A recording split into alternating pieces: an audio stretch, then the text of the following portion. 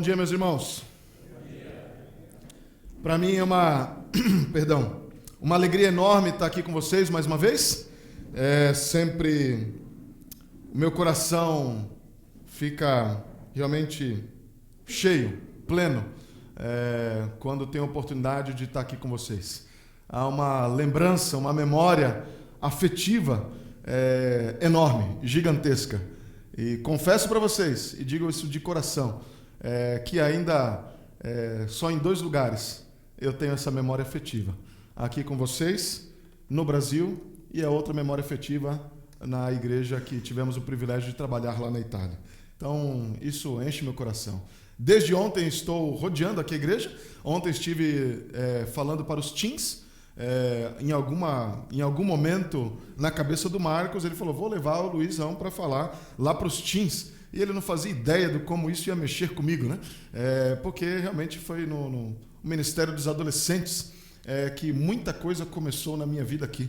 E hoje culmina podendo cantar com o Gutinho tocando aqui na frente.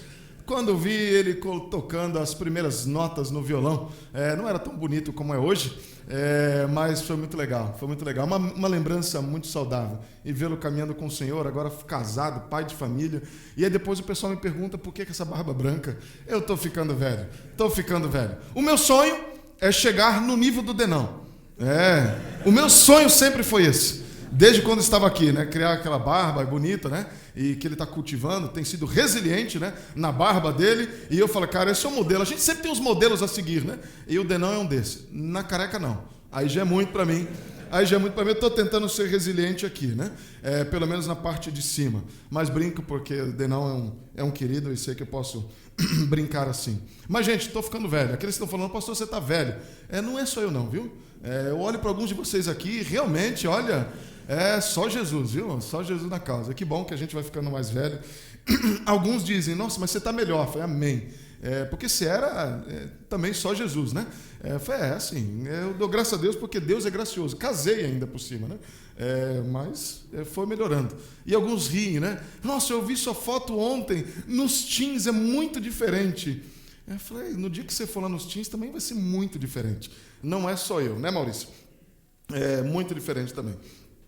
Mas, enfim, gente, como disse, uma alegria enorme estar aqui com vocês e poder falar a vocês da palavra de Deus, compartilhar daquilo que Deus tem falado ao meu coração nessa área de resiliência. Poderia, assim, gastar tempo falando sobre princípios, valores e como ser resiliente nesse mundo em que vivemos hoje. Façam isso, façam aquilo, tenham essa atitude, tenham esse comportamento e que a resiliência, então, vai acontecer na nossa vida. Mas gostaria de abordar de uma outra perspectiva e que a gente vai caminhar juntos. Mas olha só, eu procurei uma definição de resiliência no dicionário. O dicionário dos nossos dias, né? O famoso Google. E ele disse assim para mim. Porque tem uma pergunta, hoje é engraçado, você abre o computador, ele fala com você. E o Google me perguntou, o que você quer saber? Eu falei, como é que você sabia, né? Realmente eu quero saber algo, né? Eu perguntei, o que é resiliência? E ele me respondeu, resiliência é a capacidade de enfrentar, superar e se adaptar a situações adversas, mantendo um equilíbrio emocional e psicológico. É a habilidade de se recuperar de dificuldades, traumas e estresse, transformando desafios em oportunidades de crescimento pessoal.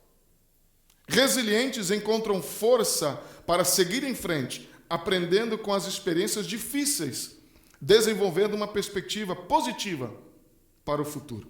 Eu falei, opa, tem alguma coisa aqui. Mas quando eu olhei para o tema que me foi proposto, resilientes em Cristo. Ou seja, essa definição, ela não é suficiente e ela não é total. Porque eu não estou falando de qualquer resiliência, mas sermos resilientes em Cristo. E a proposta que me foi enviada, inclusive, e quero ler com vocês, diz assim, homens fortalecidos. Resiliência, por exemplo, o tema de hoje, prometido pela fé. E propuseram aqui, pela fé recebemos a promessa de sermos fortalecidos pelo Senhor, enquanto prosseguimos neste mundo caído. Nossa resiliência não consiste em superarmos nossos desafios. Lembra que eu li na definição do Google que resiliência é essa capacidade de superar desafios. Mas a proposta dos resilientes em Cristo não consiste em superarmos os nossos desafios, mas no fato de que o Senhor Deus nos levanta e luta por nós. Seja forte e corajoso. Não temas, o Senhor é contigo. A proposta é diferente. Então, falar de resiliência em Cristo é de uma outra perspectiva. Não é apenas de falar e dar o exemplo de uma árvore que bate o vento e ela é resiliente, ela entorta, mas ela continua. Ou como diz aqui pelo interior, nós capota, mas não breca. Ou breca, mas não capota, uma coisa assim. Resiliência em Cristo não tem nada a ver com isso. É uma outra proposta. É uma proposta de uma consciência. E eu não vou dizer agora o quê, mas a gente vai discutir isso no caminho. Então, se você trouxe a tua Bíblia, abre lá comigo, no primeiro livro, o livro de Gênesis, no capítulo 41. E eu quero percorrer uma história com vocês. A história de José. Porque quando me foi proposto, a minha mente ficou presa a José. Por alguma forma, do primeiro momento, na primeira mensagem, a minha mente foi para José. Até porque no capítulo 39 de José, por 3 vezes a expressão "o Senhor era com José" aparece. E quando me escreveram, falando, olha, e o final tinha ali "o Senhor é contigo", José veio na minha mente. Moisés não, mas Moisés que escreveu, né? Então, errei, mas nem tanto. Então, veio José. E eu falei, cara, o que José? E aí, em oração, eu queria falar de outras coisas. Eu queria trazer pontos bonitos. Eu queria trazer, quem sabe, uma frase legalzinha. Pontos começando com a mesma letra, né? Para ficar legal. 3 letras com C, ou coisa desse tipo, né? Para ficar na memória. Mas Deus me trazia, cara, fala de José. Fala da vida de José. Fala como José viveu. Fala qual foi a perspectiva e a consciência de José durante os seus dramas. Mas eu quero propor para nós nessa manhã algo que eu aprendi durante a pandemia, lendo um livro que um amigo me aconselhou. Eu falei, Luiz, você precisa ler esse livro. Esse livro é fantástico. Na época não tinha em português, agora tem. É um livro de José, do Vuri Balkan, que fala sobre José. Uma história antiga, lendo uma história antiga de um jeito novo. E esse livro revolucionou a minha perspectiva, inclusive não apenas que eu leio a vida de José hoje, mas leio o livro de Gênesis. Interessante. E a minha proposta para nós nessa manhã é lermos, quem sabe como se nunca tivéssemos lido a história de José. Porque nós temos um hábito, quando falamos sobre alguns temas familiares, quando lemos algumas histórias familiares, a gente acaba presumindo algumas coisas e avançando antes de ler.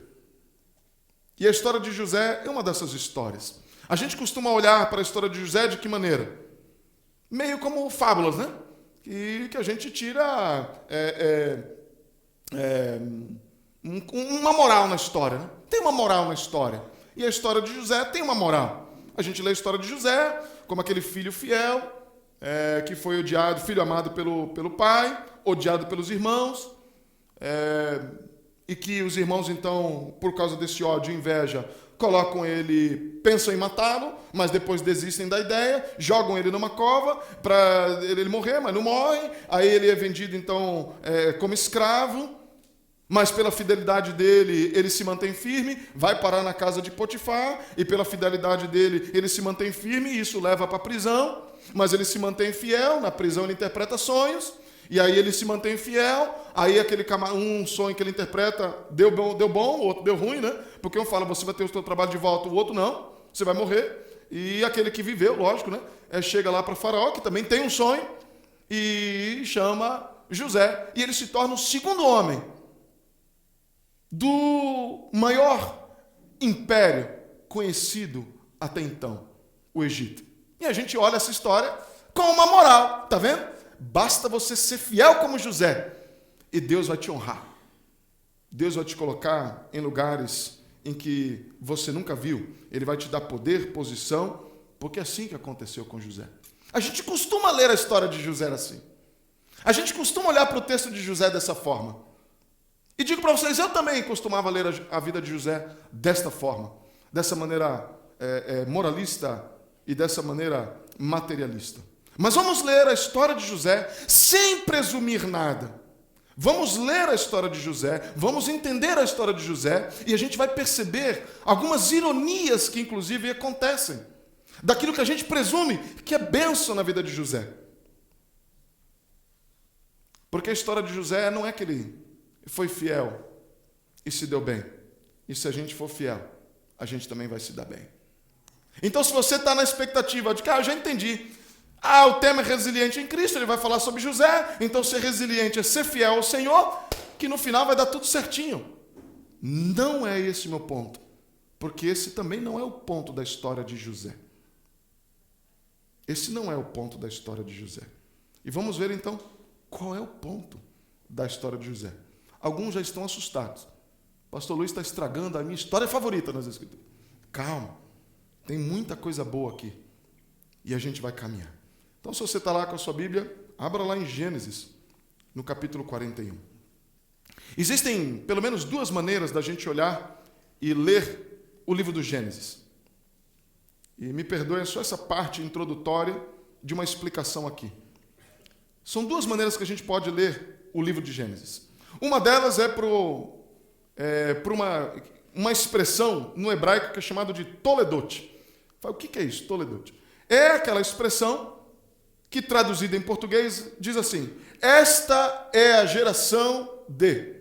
Estas são as gerações de. E aí dá o nome de alguém. Primeiro começa com as gerações dos céus e da terra, depois vem a geração de Adão e assim por diante. E são 11 expressões Toledotes que nós temos em Gênesis. E são as divisões, porque cada vez que acontece uma nova virada, tem essa expressão. Por exemplo, essas são as gerações dos céus e da terra, essas são as gerações de Adão, essas são as gerações de Noé, essas são as gerações dos filhos de Noé, essas são as gerações de Sem, essas são as gerações de Terá, essas são as gerações de Ismael, essas são as gerações de Isaque, essas são as gerações de Esaú. Falei 10. Tem apenas mais uma divisão apenas.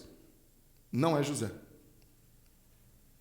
Apesar do capítulo 37 em diante falar de José, não é sobre José. Ele não é o último personagem central do livro de Gênesis. Porque, por último, o último Toledote vai dizer: essa é a geração de Jacó. É o último ponto importante do livro de Gênesis. Mas tem uma segunda maneira, como disse, de ler o livro de Gênesis. Porque tem 3 temas que ocorrem o tempo todo no livro de Gênesis. São temas interessantes. É o tema da terra, da semente e da aliança. Deus cria a terra, cria todas as coisas, as plantas, a semente, elas se multiplicam e tem aliança com Adão. A queda, eles são expulsos daquela terra. E falaram que agora a partir da tua semente virá alguém que vai pisar na cabeça da serpente, uma aliança é feita. E assim por diante. Sempre esse tema acontece. Abraão, te darei uma terra, te darei um povo, a semente, e faz novamente uma aliança. E com Noé da mesma forma e assim por diante. Esses 3 temas aparecem o tempo todo no livro de Gênesis. E a gente precisa estar atento a isso. Então a gente vai ler o livro de Gênesis a partir dessas duas perspectivas. Entendendo que Jacó é o último personagem principal do livro de Gênesis, não é José. E a partir desses 3 temas, da terra, da semente e da aliança. E a gente vai entender um pouco melhor, quem sabe, a história de José. Vamos em frente, então. Diz assim lá em Gênesis, no capítulo 41. Vocês vão lembrar, então, que José está lá, Faraó tem um sonho, aquele sonho de 3 pares ali, né? De 2 pares ali do que sonha. Primeiro tem a vaca, as vacas e as espigas de milho. As vacas magras comem as vacas gordas e as espigas mais saudáveis, ou mais doentes comem as espigas saudáveis e assim por diante. Ele não sabe interpretar esse negócio. E alguém diz: olha, mas eu conheci alguém lá na prisão que interpretou meu sonho. E de fato aconteceu.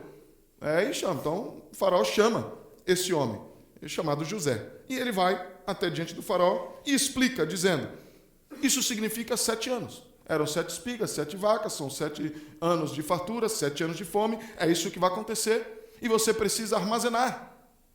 Para que nessa terra não tenha fome, você precisa armazenar grãos, sementes, durante esses anos de fartura. Para que, quando acontecer os tempos de fome, vocês tenham com o que comer. E aí chegamos ali no verso 37 do capítulo 41. Olhem a ironia, começando em Gênesis 41, 37. O plano pareceu bom ao faraó e a todos os seus conselheiros. Por isso o faraó lhes perguntou: será que vamos achar em alguém como este homem, em quem está o Espírito Divino? Olha a pergunta de faraó para os seus conselheiros. Irônico. Mas de onde está a ironia, pastor?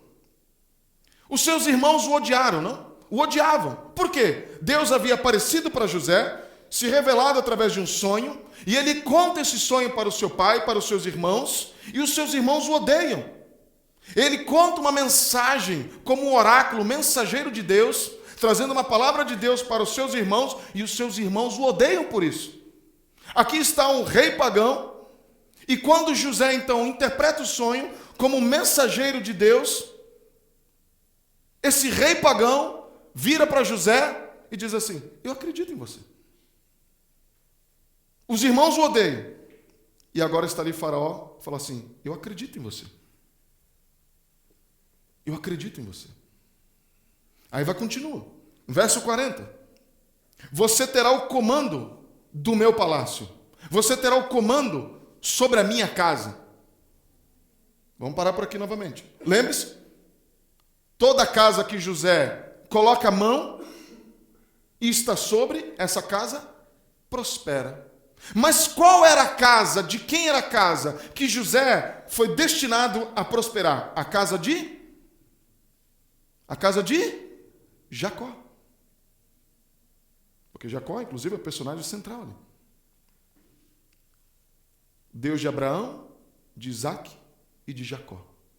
José devia prosperar na casa de Jacó, mas agora ele está prosperando na casa de um rei pagão.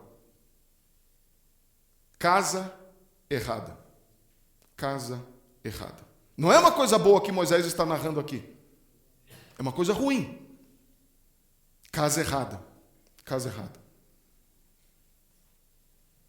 Continua ainda no versículo. E todo o meu povo se sujeitará às tuas ordens. Somente em relação ao trono eu serei maior do que você. E o faraó prosseguiu: entrego a você o comando de toda a terra do Egito. Novamente o tema aparece. A terra do Egito. Mas novamente eu pergunto para vocês: qual era a terra que José deveria prosperar e comandar? A terra de Canaã. A terra prometida. Não era o Egito. Terra errada. Casa errada. Terra errada. Verso 40. Não é bom o que Moisés está narrando aqui. Não é uma bênção. Casa errada. Terra errada. Verso 42. Em seguida o faraó tirou do dedo o seu anel selo e o colocou no dedo de José e mandou-o vestir de linho fino e colocou uma corrente de ouro em seu pescoço. Roupa errada. Casa errada, terra errada e roupa errada. Por quê, pastor? No capítulo 37, como é que José é introduzido no livro de Gênesis? O seu pai dá para ele o quê? Uma túnica colorida, elegante, cara, e que os seus irmãos ficam com inveja a partir dali. E agora, Faraó, que se coloca também na posição de um pai, dá aquilo que ele usa. Somente quem fazia isso naquela cultura era o próprio pai. Lembra da história do filho pródigo lá no Novo Testamento? Que o pai fala: vamos colocar a melhor roupa nele. Qual que era a melhor roupa? A roupa do pai. Faraó tira de si mesmo e coloca em José.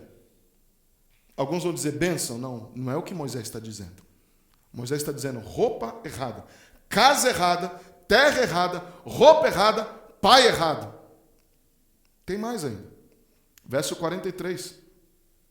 Também o fez subir em sua segunda carruagem real, e à frente os arautos iam gritando: abram caminho. Essa é a versão da NVI, que infelizmente falhou. Todas as outras versões vão dizer o que realmente está. Ajoelhem-se, inclinem-se. Talvez seja a versão que você tem na frente. A ironia novamente. Lembra do sonho de José? José teve um sonho que os irmãos dele odiaram e que falaram, vamos matar esse camarada. Porque no sonho, ele falou, a gente vai ter que se ajoelhar diante de você. Eles odiaram por causa disso. E agora um rei pagão fala para toda a terra, um povo pagão, e diz assim, vocês vão se ajoelhar diante de José. E o povo se ajoelha, alegremente. Que ironia, que ironia. 43, verso 43. Assim José foi posto no comando de toda a terra do Egito. Disse ainda o faraó a José, eu sou o faraó, mas sem a tua palavra, ninguém poderá levantar a mão, nem o pé, em todo o Egito. E faraó deu nome a José de Zafenate Paneia. Nome errado. José tinha um nome. O nome que o identificava com a aliança. Que o identificava como o povo da aliança. Um nome hebraico. O nome do Deus da aliança. E agora ele tem um nome que o identifica a um povo pagão. A uma cultura pagã. A gente olha, por exemplo, a história de Daniel e os seus amigos, quando o rei também muda o nome deles, a gente olha aquilo como um insulto. E na história de José, a gente fala, que lindo, mudou o nome dele, que bênção. Nome errado. Casa errada, terra errada, roupa errada, pai errado, nome errado. Não termina por aí. Ainda no verso 45. E lhe deu por mulher Azenate, filha de Potífera, sacerdote de On. Esposa? Errada. Casa errada, terra errada, roupa errada, pai errado, nome errado, mulher errada. Azenate significa deusa, filha da deusa Nate. Filha de Potífera significa a deusa Rã que me concedeu. Sacerdote de On. O Deus que aquele que reverencia e serve ao Deus Sol. Ou seja, ele deu por mulher a filha da deusa Nate, a filha da deusa Rã que concede, e sacerdote que serve ao Deus Sol. Deu a ele por mulher.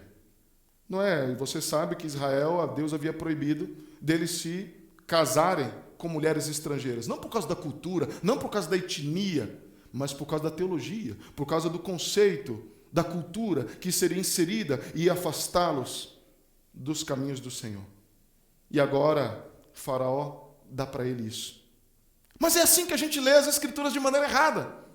Sim, crianças, se vocês forem fiel, como José foi, você vai parar numa casa errada, numa terra errada, você vai ter um nome errado, você vai ter uma roupa errada, você vai ter um nome errado e você vai casar com a mulher errada. Aleluia, glória a Deus. Não é assim que a gente ensina a história de José? A gente está lendo errado a história. A gente está lendo errado a história.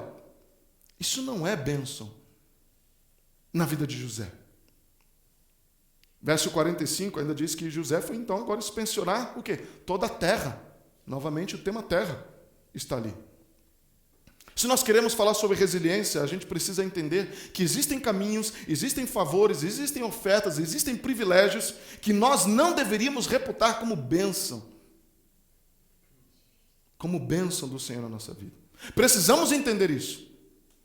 Que aquilo que este mundo pode nos oferecer pode aos olhos humanos parecer uma grande maravilha, mas não para aqueles que fazem parte do Deus da aliança. É aí que a gente começa a pensar sobre resiliência. Não é sobre enfrentar uma adversidade apenas, mas a ter uma consciência de quem eu sou e da minha posição em Cristo, que faz toda a diferença. Vamos caminhar para a segunda parte ainda dessa história, e vocês vão ver aonde eu quero chegar. Calma, de vez em quando eu vou falar sobre resiliência, mas no final eu vou trazer a ideia. Mas eu não vou falar o tempo todo, que a gente vai chegar lá. Verso 46, olha a história de José, e veja como José também está convencido de que isso não era bênção na vida dele. José tinha 30 anos de idade quando começou a servir ao faraó, rei do Egito. Ele se ausentou da presença do faraó e foi percorrer todo o Egito. Durante os 7 anos de fartura, a terra teve grande produção. José recolheu todo o excedente dos 7 anos de fartura no Egito e o armazenou nas cidades. Em cada cidade ele armazenava o trigo colhido nas lavouras das redondezas. Assim José estocou muito trigo, como a areia do mar. Tal a quantidade que ele parou de anotar, porque ia além de toda medida. Em grande abundância, como a areia do mar. Lembram dessa expressão, como a areia do mar, no livro de Gênesis? Vocês lembram alguém a quem Deus fez uma aliança e disse: o teu povo, a tua descendência, será como a areia do mar? Aliança com Abraão. Moisés está querendo fazer um ponto aqui. A gente precisa aprender a ler fazendo ligações. Opa, como a areia do mar. Mas a aliança com Abraão não era para Egito, era para o povo, a descendência dele. Agora José está ali, como a areia do mar, acontece novamente, mas não com o povo de Deus. Verso 50. Antes dos anos da fome, Azenate, filha da deusa Nate, filha de Potífera, da deusa Rã, aquela que concede, sacerdote de On, aquele que serve ao Deus Sol, deu a José filhos. Olha a ironia disso, gente. Quem é que deu filhos a José? A filha da deusa Nate, filha daquela deusa Rã que concede, e aquele que serve ao Deus Sol. Dá filhos, 2 filhos a José. E olha como José nomeia os seus filhos. Verso 51.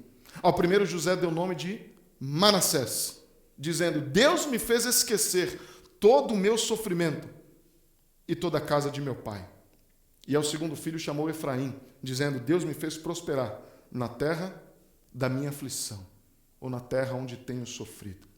Os nomes desses filhos fazem o mesmo ponto que eu estou querendo dizer para os irmãos aqui. Ele não reputa aquilo como bênção. Em primeiro lugar, observe que ele deu o nome aos filhos hebraicos. Ele não deu nomes egípcios aos seus filhos. Esse é um ponto importante. Ele lhes deu nomes que os identificavam com o povo da aliança, ao qual Deus havia prometido uma semente, uma terra, havia feito esse compromisso, esse pacto com eles. José está se identificando com a aliança, e com a aliança de Deus. Um ponto importante. Mas também, não apenas isso, mas o significado do nome dos filhos. O primeiro nome, primeiro filho, Manassés.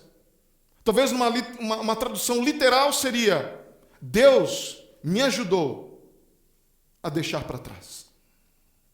Deus me ajudou a deixar para trás.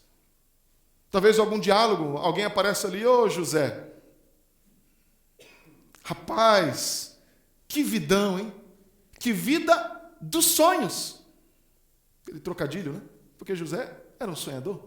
E ele está vivendo tudo isso porque ele sonhou. Vida de sonho você tem. Vindo lá, daquele fim do mundo, filho de camponês, um camponês qualquer lá. Agora você é o segundo homem do reino. Você anda na segunda carruagem, no segundo carro mais importante do reino. Ninguém faz e levanta um pé sem que você não permita. Você agora é casado, você tem 2 filhos. Que maravilha, que vidão. Aliás, como é que é o nome do teu filho, né? Manassés. Mas isso não me soa egípcio, me soa hebraico. Sim, porque é hebraico. E por que você daria um nome hebraico para os teus filhos? Porque eu ainda faço parte, eu sou do povo da aliança. Eu me identifico com o povo da aliança. Faraó pode mudar o meu nome, mas aos meus filhos sou eu quem dou. Porque só quem pode dar nome é o pai. Faraó é como se fosse o pai. Pai errado, mas era. Só quem pode dar nome aos meus filhos sou eu. E eu os identifico com o povo da aliança. Sim, mas não foi esse povo que te abandonou, que te vendeu como escravo? Sim, mas Deus me ajudou a deixar para trás. Mas esse pessoal, ninguém veio atrás de você, ninguém veio saber se você estava vivo. Eu sei. Mas Deus me ajudou a deixar para trás. Mas você sofreu, foi angustiante, você foi injustiçado. O teu passado foi terrível. Eu sei, você tem razão. Mas Deus me ajudou a deixar para trás. Eu e você, na nossa caminhada de fé, na nossa caminhada de vida, precisamos de vez em quando de um Manassés. E eu não estou dizendo aqui um novo filho, mas estou dizendo que Deus precisa nos ajudar a deixar algumas coisas para trás. Ah, pastor, mas você não sabe a minha história, a minha vida, o meu passado, o que eu fiz, o que fizeram comigo. Manassés, que Deus te ajude a deixar para trás. Mas a minha vida é difícil, é de lutas. Manassés, que Deus te ajude a deixar para trás. Se estamos falando em resiliência, precisamos entender que deixar para trás também faz parte. Também faz parte. Ainda que com dor. Ainda que com um lembrete. Porque cada vez que José olhava para o seu filho, cada vez que ele chamava o filho, para nós é só Manassés. É o nome. Quando eles ouviam Manassés, eles não ouviam Manassés. Eles ouviam o Deus que me ajudou a deixar para trás. Deus que me ajudou a deixar para trás, vem aqui que eu estou te chamando. Era assim que ele era lembrado, a si mesmo, do que Deus havia feito. Deixar para trás. Se vocês acham o nome do primeiro filho impactante, profundo como eu acho, vamos ver o segundo. Ao segundo ele deu o nome de Efraim. De novo aquele diálogo, né? Parece, Zafenate Paneia. Você teve outro filho, né? Tive. Que vidão, rapaz. Você tem a vida dos sonhos. Entendeu de novo o trocadilho? Dos sonhos. Mais um filho, que bênção. Imagino que você deu o nome hebraico de novo, né? Falei, sim, dei. Que nome você deu? Efraim. Que nome, hein? E o que significa? Deus me fez próspero na terra da minha aflição. Mas como assim aflição, José? Não estou entendendo. Você é o segundo homem do comando aqui no Egito. Ninguém é maior do que você. Você não tem só o reino, o resto você comanda. Todos gostariam de ter a tua vida. E você vem dizer que aqui é a terra da tua aflição? Sim, porque toda a terra que não é a terra que Deus me prometeu, é a terra da minha aflição. Eu posso ter as maravilhas, as maiores benesses e benefícios desse mundo. Ainda assim, aquele lugar é a terra da minha aflição. Essa é a consciência de José, da sua própria identidade e status naquele momento. Terra da minha aflição. Terra da minha aflição. A gente lê equivocado a história de José. Mas nem José leu a história dele dessa forma, achando que aquilo era bênção. Agora, a gente precisa entender um pouco melhor o que é terra da minha aflição. Eu e você, nós estamos perseguindo, correndo atrás de uma cidade. Chegaremos lá um dia. Chegaremos também na terra prometida, onde a consumação de todas as coisas, o mal maligno, os sofrimentos, a angústia cessarão.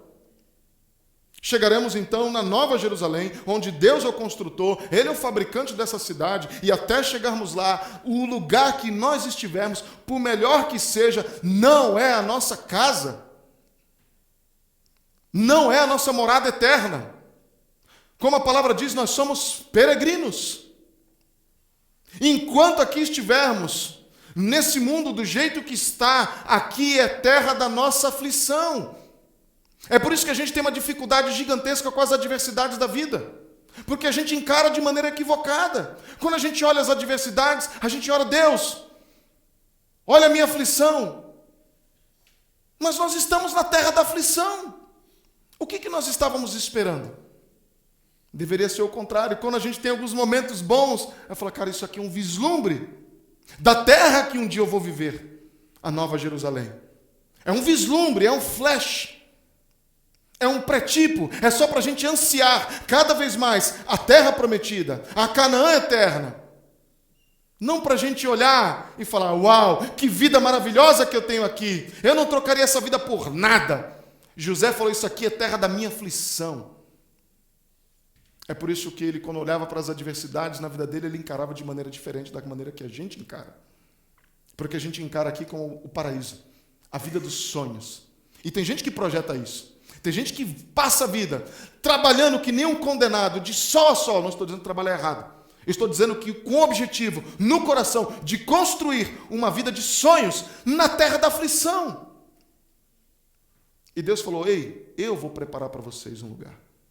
E por melhor que você possa preparar, nada se compara àquela que o Senhor está construindo. A gente vê de maneira equivocada. É por isso que a gente tem que, de vez em quando, falar sobre esse tema, resiliência. Mas não ensinar para vocês passos práticos de como viver uma vida resiliente. Isso eu deixo para os coaches. A consciência de quem eu sou, da minha posição, de onde estou, é que vai me fazer entender onde estou, que é a terra da aflição. Mas o nome também vai dizer que ele prosperou na terra da aflição, porque a gente vive essa tensão. Porque é a terra da aflição, mas foi aqui que Deus nos colocou. E se Deus nos colocou aqui é porque Ele tem uma missão para que a gente cumpra. E Ele vai nos usar. E a gente pode fazer desse lugar, ainda que seja a terra da nossa aflição, um lugar como se fosse a nossa casa. É assim que Jesus fala no reino, do Sermão do Monte, falando sobre o reino dos céus. A gente pode viver aqui, mas com a perspectiva do reino, com os valores do reino, já nessa vida aqui. A gente pode viver nessa vida aqui, na terra da aflição, mas Deus, inclusive, na terra da nossa aflição, pode nos fazer prósperos. Pode sim, e a gente vai viver essa tensão. Terra da aflição e ser bênção, ser instrumento nas mãos de Deus. Paulo já falou isso, né? Para mim, o viver é Cristo e o morrer é lucro. Morrer é lucro. Voltar com o céu, nem terminar a minha casa, de fato cheguei em casa. Enquanto aqui, o viver é Cristo. Vivo nele, com ele e para ele, por meio dele. Interessante que José não está dizendo assim agora, né? Ah, se meus irmãos pudessem me ver agora, eu consegui, eu cheguei lá, cheguei naquele lugar, eu conquistei, mamãe, faço uma selfie e coloco, eu cheguei. Ele não faz isso. Ele não reputa aquele lugar como o lugar que ele chegou de bênção. Ele diz, essa aqui é terra da minha aflição. Terra da minha aflição. Esse não é o meu lar. Esse não é o meu lar. Por mais poderoso que seja, por mais maravilhoso que algumas pessoas possam olhar, mas ainda assim, é terra da minha aflição. Isso me leva à última parte da história. E agora, inclusive, olhando para como José narra tudo isso para os seus próprios irmãos. Como é que ele interpreta a própria experiência de vida dele? Vamos lá, avance as páginas da tua Bíblia até o capítulo 45. E vamos ver como ele narra para os seus irmãos. Vocês vão lembrar o que acontece? Os irmãos estão com fome, saem da sua terra, vão até o Egito, porque sabem que lá está tendo comida, está tendo fartura, porque o Egito armazenou por ordem de José, e eles têm comida em abundância, e eles estão passando fome, eles viajam, o pai fala, vão lá arrumar comida para nós.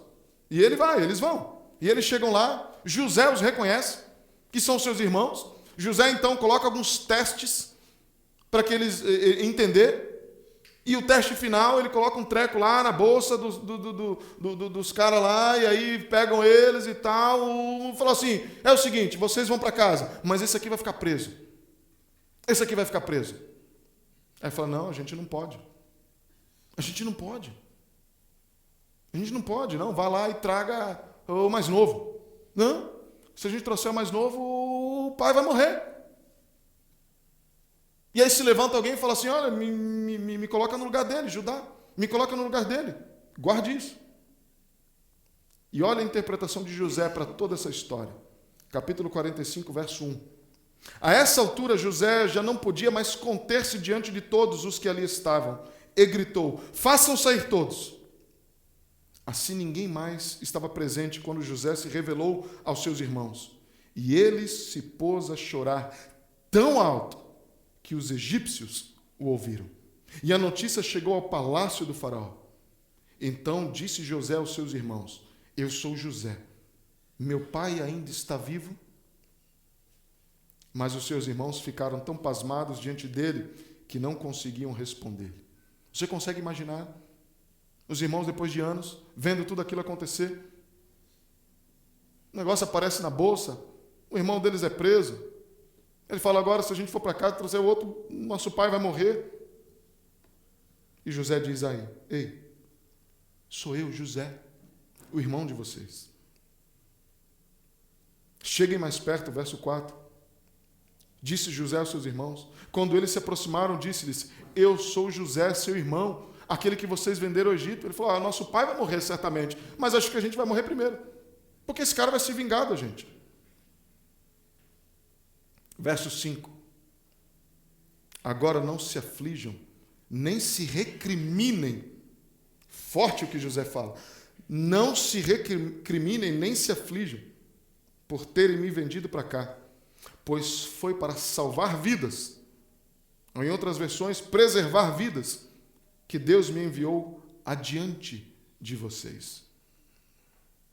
Note que José não diz, olha, Deus me enviou adiante de vocês para que vocês aprendam o que é a bênção de ser fiel a Deus. Porque no final, olha onde eu estou. José não diz isso. Deus me enviou adiante de vocês. Foi Ele que me enviou para preservar, para salvar vidas. Verso 6. Já houve 2 anos de fome na terra, e nos próximos 5 anos não haverá cultivo, nem colheita, mas Deus me enviou à frente de vocês para lhes preservar um remanescente nesta terra, para preservar uma semente nesta terra, para salvar-lhes a vida com grande livramento. Guarde esse versículo, anote esse versículo na tua Bíblia, porque ele é importantíssimo. Mas Deus me enviou à frente de vocês para lhes preservar um remanescente nessa terra e para salvar-lhes a vida com grande livramento. Assim, não foram vocês que me mandaram para cá, mas sim o próprio Deus. Ele me tornou ministro do faraó e me fez administrador de todo o palácio e governador do Egito. José está dizendo, olha, Deus me enviou para cá para salvar vocês. Salvar vocês. Mas ele é mais específico, ele toca nos 3 temas. Ele fala da aliança, ele fala da terra e ele fala da semente. No capítulo 3 de Gênesis há uma promessa. Porém, inimizade entre você e a mulher, entre a sua semente e a semente dela. Você ferirá o calcanhar dele e ele lhe ferirá a cabeça. A promessa que Deus havia feito na queda, quando o pecado entra, que Deus enviaria alguém, uma semente. Essa semente então vai passando. Era de Adão e vai para os seus filhos. Tem Caim e Abel, um mata o outro, um é preservado. Um é preservado. Aí depois, a semente está com quem agora? Quem é o gerador da semente? Vem a geração de Adão, vem a geração de Noé. 3 filhos, quem é a semente? A gente descobre depois que é Sem, um dos filhos de Noé. Semente prometida. Eventualmente a gente chega em Abraão.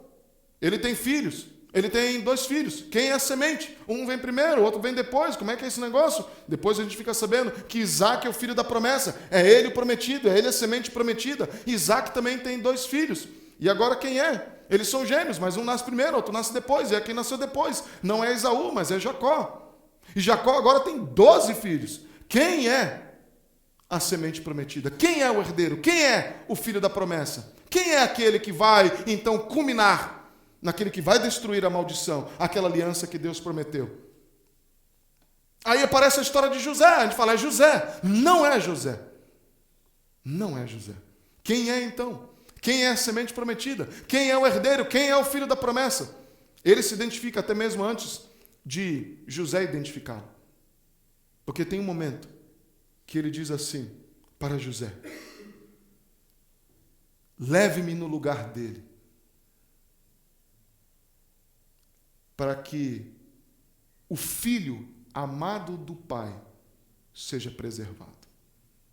Eu serei o substituto dele, para que a vida dele, do filho amado do meu Pai, seja preservada. Te faz lembrar algo parecido? Alguém que na cruz foi o substituto para que os filhos amados do Senhor pudessem ser salvos? Quem é a semente prometida? Não é José, Judá. Lembram quem é Jesus? O leão da tribo de José, né? Não. Leão da tribo de Judá.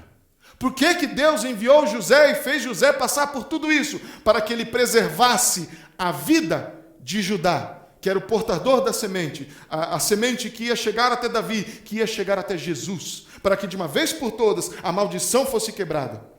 José tinha um propósito. A história de José não falava dele mesmo.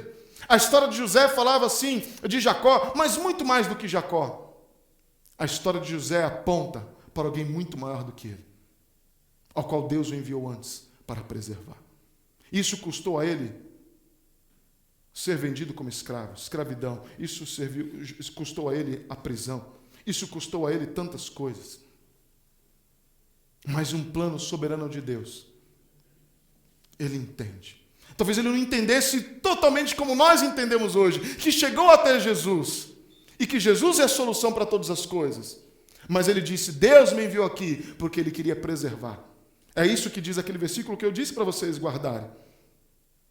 Deus me enviou à frente para preservar um remanescente fiel, uma semente nessa terra e salvar-lhes a vida de um grande livramento. O livramento por toda a eternidade.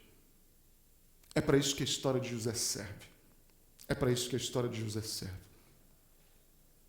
Judá, a semente prometida. José, aquele que foi usado por Deus para preservar a vida de Judá, que chegaria até Davi, que chegaria até Jesus, e que seria bênção, salvação para mim e para você, e para todo aquele que nele crê e esteja nele.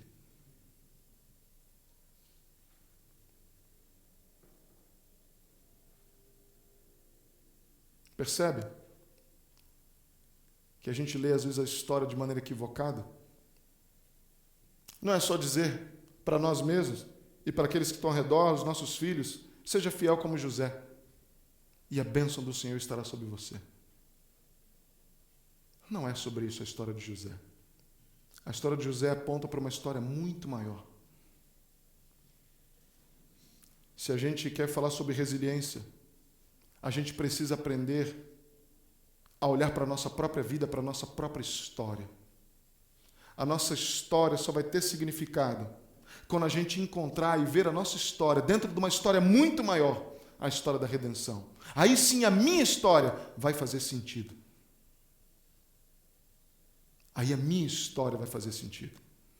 A gente só vai ser resiliente quando a gente entender que a minha vida, a minha história, as minhas lutas, os meus sofrimentos, até as bênçãos que eu vivo, os momentos alegres que eu vivo, elas não falam de mim mesmo. Elas falam de alguém muito maior. E deve falar, e deve apontar para alguém muito maior.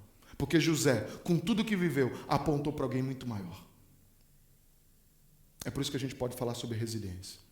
É por isso que a gente deve entender o que significa resiliência. É o coração do Evangelho. A providência de Deus. Boas notícias. A minha vida não fala de mim mesmo. Quando olhamos para a providência de Deus e vemos que Deus usa a fome, Ele usou a fome na terra. E o que acontece no meio de uma fome? Deus não apenas usa a fome, mas Deus usa a escravidão. Deus usa a prisão. E todos esses tipos de coisa que nos fariam olhar e dizer, Deus se esqueceu de mim. Deus me abandonou. Olha o meu sofrimento, olha a minha luta. Deus me ajuda a ser resiliente. Aí Deus mostra assim, opa, peraí, mas a tua história não fala de você mesmo. A tua história deve falar de alguém muito maior.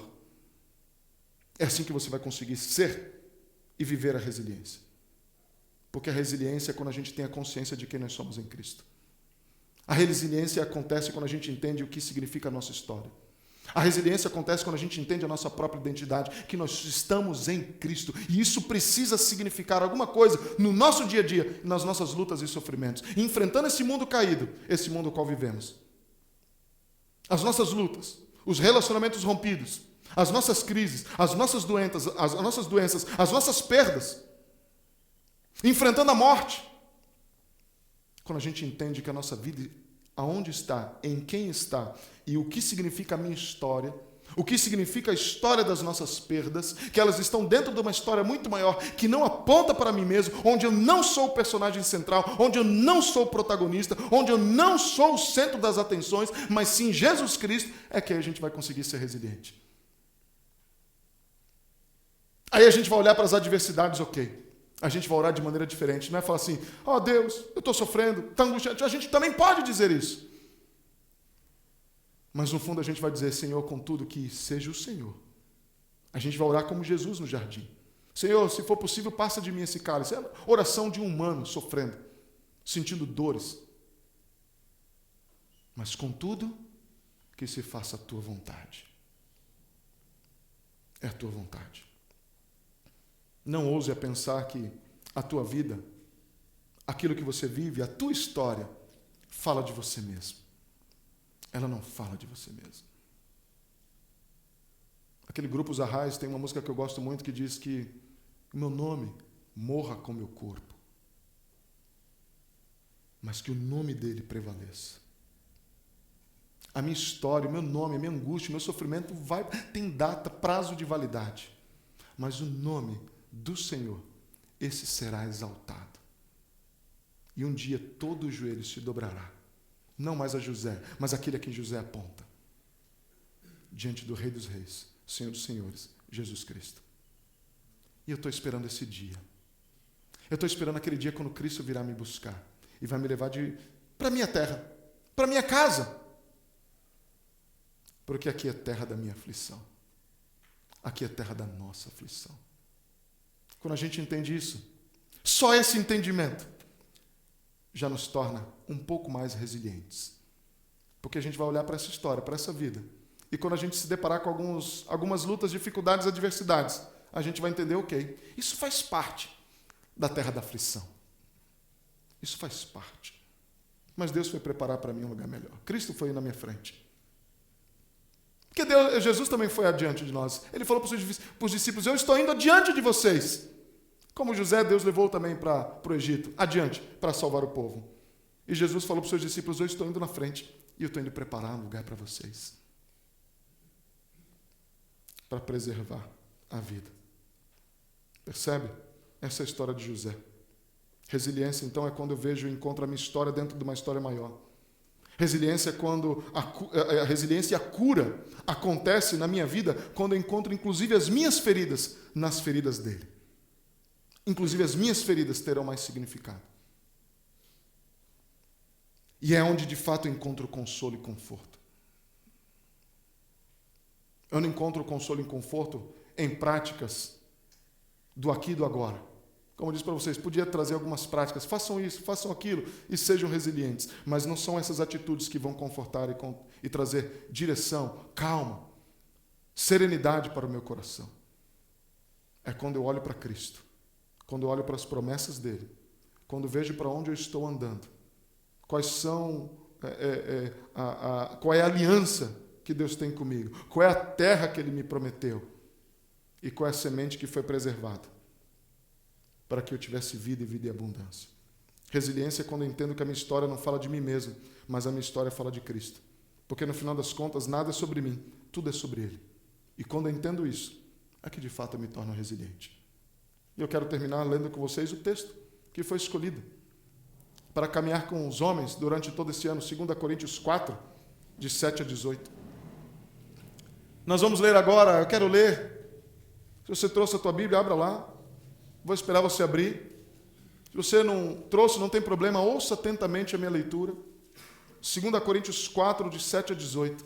Quero terminar com isso. Mas agora você vai ouvir essa leitura, depois de ter ouvido um pouco a perspectiva correta da história de José, da minha vida e da tua vida, e de quem é Cristo. E a gente vai, como eu li essa manhã novamente esse texto, eu falei, uau, que lindo, que maravilhoso. 2 Coríntios, capítulo 4, verso 7. Mas temos esse tesouro em vasos de barro, para mostrar que o poder que a tudo excede provém de Deus e não de nós. Provém de Deus e não de nós, esse poder. De todos os lados somos pressionados, mas não desanimados. Ficamos perplexos, mas não desesperados. Somos perseguidos, mas não abandonados. Abatidos, mas não destruídos. Manassés, Deus me ajudou, inclusive, a deixar para trás algumas dessas coisas. Efraim, Deus me tornou próspero na terra da minha aflição. Trazemos sempre em nosso corpo o morrer de Jesus, para que a vida de Jesus também seja revelada em nosso corpo. Ele seja visto em mim, pois nós que estamos vivos somos sempre entregues à morte, por amor a Jesus, para que a sua vida também se manifeste em nosso corpo mortal, de modo que em nós atua a morte, mas em vocês a vida. Está escrito: crie, por isso falei. Com esse mesmo espírito de fé, nós também cremos e por isso falamos, porque sabemos que aquele que ressuscitou o Senhor Jesus Cristo dentre os mortos, também nos ressuscitará com Jesus e nos apresentará com vocês. Tudo isso é para o bem de vocês, para que a graça que está alcançando um número cada vez maior de pessoas faça que transbordem em ações de graças para a glória de Deus. Por isso, não desanimamos. Embora exteriormente estejamos a desgastar-nos, sendo vendidos como escravo, na prisão, sofrendo injustiças, interiormente estamos sendo renovados dia após dia, pois os nossos sofrimentos leves e momentâneos estão produzindo para nós uma glória eterna que pesa mais do que todos eles. Aquilo que Deus está produzindo através do nosso sofrimento em nós mesmos, comparado ao sofrimento aqui e agora, se torna leve e momentâneo, comparado à glória que está nos esperando. Não aqui na terra da aflição, mas na terra prometida, os céus que nos aguardam. Assim, dessa forma, fixamos os olhos, não naquilo que se vê, ainda que aparentemente pareça uma grande bênção, mas eu não vou fixar os meus olhos ali. Nem quando as coisas estão ruins, nem quando as coisas estão mal. Porque em ambas as situações, aqui, continua sendo terra da aflição. Lógico que no momento de angústia a gente parece que entende isso melhor. Mas até nos momentos de bonança, não se compara aquilo que Deus tem preparado para nós. Por isso eu não vou olhar, fixar meus olhos naquilo que eu vejo, mas aquilo que eu não vejo. Porque o que se vê é transitório, mas o que não se vê é eterno. As minhas alegrias aqui, elas podem encher o meu coração, e enche mesmo. Agora, por exemplo, recentemente, o nascimento da minha filha, segunda filha, foi uma grande vitória. Os irmãos aqui sabem e conhecem a nossa história. Que grande vitória! Mas não é a vitória maior na minha vida. Eu não reputo isso como o maior êxtase de alegria que eu possa viver na minha vida, porque nada se compara quando os meus olhos se fecharem aqui e se abrirem na eternidade. E enquanto aqui eu oro, para que as minhas filhas tenham essa mesma experiência, para que lá na eternidade eu possa viver com elas, desfrutando da maior alegria que minha família vai poder viver juntos por eternidade. Mas as maiores bênçãos que eu posso proporcionar para a minha família aqui, para a minha esposa e para as minhas filhas, não se compara às bênçãos que Deus tem preparado para mim. Isso me torna resiliente. Isso faz viver as dores e angústias que eu vivo aqui nesse mundo de uma maneira consciente e ansiando. Maranata, vem Senhor Jesus. Quanto tempo que a gente não fala isso no nosso dia a dia? Quanto tempo que a gente não fala isso nos dias ruins e também nos dias bons? Maranata, vem Senhor Jesus. Porque a gente está acostumado com essa terra. Mas José está nos ensinando. Essa terra é a terra da nossa aflição. Isso me torna resiliente. Como falar de terra da aflição me torna resiliente? Porque tem algo preparado melhor para mim. E a minha vida não fala de mim mesmo. A minha vida fala dele. A minha história não fala de mim mesmo. A minha história fala dele. A minha história vai ter um fim. Vai terminar. Mas a história do Senhor, essa dura por toda a eternidade. E quando eu percebo que a minha história agora está nessa história maior, eu falo, que maravilha. A minha história, ainda que essa minha história terrena vai ter um fim, mas a minha história, Luiz, ela vai durar por toda a eternidade, porque ela agora foi encontrada na história maior da redenção em Cristo Jesus. E é isso que enche meu coração de alegria. E é isso que me faz viver diante dos dramas da vida. É isso que a gente diz, resiliência. Diferente daquela afirmação do início do Google, que diz, É a capacidade de enfrentar e superar adaptações, as situações adversas, mantendo o equilíbrio emocional e psicológico. É a habilidade de se recuperar das dificuldades e traumas e estresse, transformando desafios em oportunidade de crescimento pessoal. Resilientes é encontrar força para seguir em frente, aprendendo com as experiências difíceis e desenvolvendo uma perspectiva positiva para o futuro. Baseado no quê? Em quem? Quem é que vai me garantir? Eu mesmo? É por isso que eu termino novamente voltando ao tema. Nós, como povo de Deus, povo da aliança, não somos resilientes. Somos resilientes em Cristo. Encoraje o teu irmão nos momentos bons e nos momentos ruins. Nos momentos ruins e nos momentos bons. Meu irmão, Manassés, que Deus te ajude a deixar para trás. Efraim, que Deus te faça próspero enquanto na terra da aflição. Mas olha para onde toda essa história aponta. Ela aponta para Cristo. Isso tem um final, tem uma data final. Isso vai acabar. Isso vai acabar. E a gente vai para a nossa casa, porque nós ainda não chegamos lá. Nós não chegamos na nossa casa. Termina com uma pequena história, talvez já conhecida. Certo missionário que passou a vida inteira em terras estrangeiras, deixou sua casa, sua família, os amigos, a igreja, toda a história que tinha construído e foi para uma terra além, e por lá viveu até o fim da sua vida. E quando já estava lá no fim de carreira, já na idade avançada, idoso, aposentado então, ele volta para a sua terra natal. Entra no avião, ele e a esposa. Quando saíram, a aparência dos dois eram diferentes, o sorriso, a pele lisinha, não tinha nem cabelo branco, nem barba branca. Agora voltando já, a pele enrugada, os cabelos brancos, aqueles que têm, né? Alguns nem isso têm. Alguns mais cedo, mas alguns deixa para a parte final da vida. Barba branca, já não com o mesmo vigor, mas estão lá no avião voltando para casa, contentes e felizes, o que nos espera ao voltar para casa. E ao chegar, quando o avião pousa no aeroporto da cidade de origem deles, eles ouvem música, eles ouvem uma banda tocando. Aí falou, uau, será que o pessoal preparou uma recepção para nós? Depois de todos esses anos longe de casa, acho que prepararam uma recepção para nós.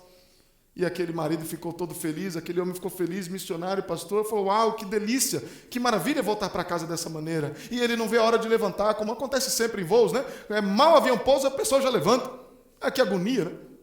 Passou 12 horas ali dentro, aí chega agora mais 5 minutos, parece que é a morte. Aí levanta e faz aquele transtorno todo no corredor. E ele era um daqueles que fazia aquele transtorno todo. Eu quero descer, porque eu quero ver essa banda, eu quero ver a recepção que tem para mim. Quando ele sai do avião, para triste frustração e para machucar o coração, toda aquela festa não era para eles. Era festa para um time de futebol que acabava de ganhar um campeonato. E aquela música não era para eles. Aliás, não tinha ninguém para buscá-los no aeroporto. Pegaram as malas, toda aquela agitação, viram familiares se abraçando, pessoas que não se viam há muito tempo, aquele choro, aquele correr para se abraçar no saguão da saída do aeroporto. E não tinha ninguém para eles. Não tinha ninguém com uma plaquinha. Não tinha um carro. Tiveram que arranjar um carrinho, pegaram um táxi e ir para casa. O marido cabisbaixo, aquele pastor missionário, depois de anos de experiência, virou para a esposa, falou, é isso que Deus prepara para nós? Para os seus filhos que deram a vida no campo missionário servindo? É isso? A esposa nada disse. E ele amargurado com tudo aquilo, chegou em casa, casa empoeirada, porque muito tempo sem estar ali, ninguém fez uma limpeza, ninguém colocou nada na geladeira, nem nada para beber tinha. Angustiado, abre a porta, entra, vive aquilo ali. E a esposa então começa a arrumar a casa. E ele fala, eu não estou bem, eu vou caminhar.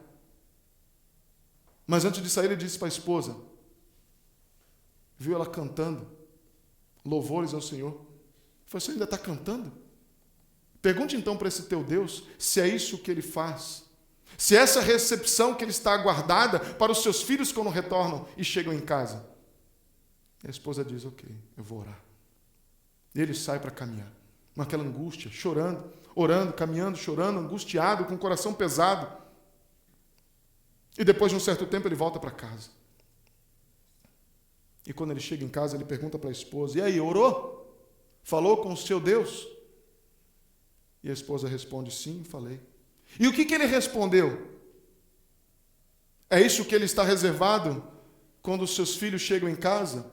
Aquela esposa sábia, com angústia também, com o coração partido e dolorido também.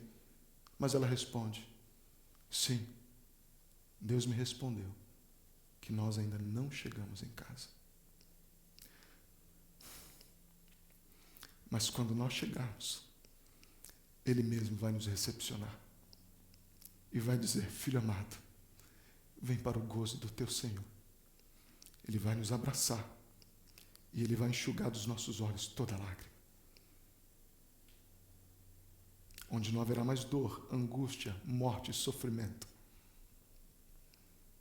Onde não precisaremos mais pensar em dinâmicas para como vencer as lutas e sermos resilientes. Porque estaremos nele. Essa promessa não era só para aquele pastor missionário. Essa promessa é para mim e para você nessa manhã. Onde é que está o teu coração? Vamos orar? Onde você está? Coloque-se diante do Senhor. E diga, Senhor, me ajuda. Manassés. Senhor, eu tenho tantas lutas aqui, dores do meu passado. Manassés, me ajuda a deixar isso para trás. Mas Deus, ainda vivo aqui nessa vida. Efraim, Deus, me ajuda a ser próspero, a viver a vida que o Senhor tem para mim, porque prosperidade é viver a missão que o Senhor tem para mim. É viver os teus propósitos, aquilo que o Senhor deixou guardado para mim. Efraim, me ajuda, Senhor, a viver isso na terra da minha aflição. E enquanto aqui, Senhor, ajuda com que minha vida aponte para Ti, aponte para o Senhor, e que ela fale do Senhor. Que a minha história não fale de mim mesmo, mas fale do Senhor. Que as pessoas olhem para mim como você consegue, no meio de tanta luta e tanta dor. E você vai dizer, Cristo, eu estou nele, Ele está em mim. E é por isso que eu vivo. Não a minha vida, mas eu vivo a vida dele. Deus nos ajuda, aqui estamos diante do Senhor. Obrigado, Deus, por essa oportunidade preciosa de reunir esses homens aqui, para olharmos, ó Deus, para homens na história que o Senhor também usou. Homens os quais viveram também lutas, as suas adversidades. Mas o olhar daqueles homens como José não estava na prosperidade na terra da aflição, mas estava na consciência do chamado de Deus e do propósito de Deus na própria vida. Como ele chega à conclusão de que Deus havia o levado para lá para preservar a semente, a vida, e levou adiante. Ele passou por tudo aquilo. Não foi fácil, não foi simples. Injustiça, prisão, escravidão, ódio. Mas Deus tinha planos maiores. E até nos momentos, ó Deus, onde nós reputamos até como bênção, ao qual ele chegou a ser o segundo homem daquele império, do mundo da época. Mas ainda assim, ele encarava aquilo não como uma bênção maior, porque a bênção maior é estar aonde o Senhor deseja que nós estejamos.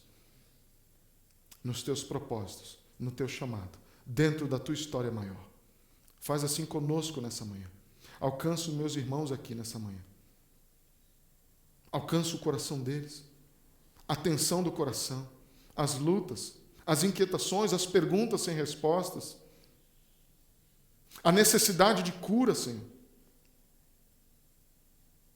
De que o Senhor os ajude, me ajude, a Deus, a deixarmos os nossos traumas, as nossas dores para trás. Manassés, nos lembre disso, Senhor. Nos ajuda a sermos como Efraim, o lembrete do significado do seu nome, onde o Senhor há de também nos abençoar, a cumprir a nossa missão enquanto aqui, a começar por nós mesmos, pelas nossas esposas, aqueles que são casados, pelos filhos, pela família. Ajuda-nos, ó Deus, a cumprir o nosso propósito aqui e também de servir ao teu reino. Sermos instrumento em tuas mãos nesse mundo caído, para que outros, ó Deus, possam se render aos teus pés, se ajoelhar diante do Senhor, o Rei dos Reis e o Senhor dos Senhores, e clamar por salvação. Que sejamos instrumentos de redenção também. E ajuda-nos, ó Deus, a apontar a nossa vida para o Senhor. E que isso traga conforto, consolo, direção e nos faça resilientes. Porque a resiliência que precisamos não é aquela que nós buscamos com o nosso próprio esforço, mas é aquela que foi conquistada em Cristo por nós. Na cruz do Calvário e na ressurreição. Nós queremos sim sermos resilientes em Cristo, porque nós somos teus filhos, amados por ti, cuidados pelo Senhor, o qual o Senhor não negou o teu próprio filho, que enfrentou também a prisão, enfrentou a morte, enfrentou a humilhação, para que nele, como nosso substituto, fôssemos salvos. Obrigado, Senhor. A nossa vida está nas mãos deste Deus. E vivemos baseado nesta graça maravilhosa, que nos encoraja. É por isso que não desanimamos. Ficamos perplexos, mas não abatidos. Ajuda-nos, ó Deus. É o que nós oramos. Em Cristo Jesus.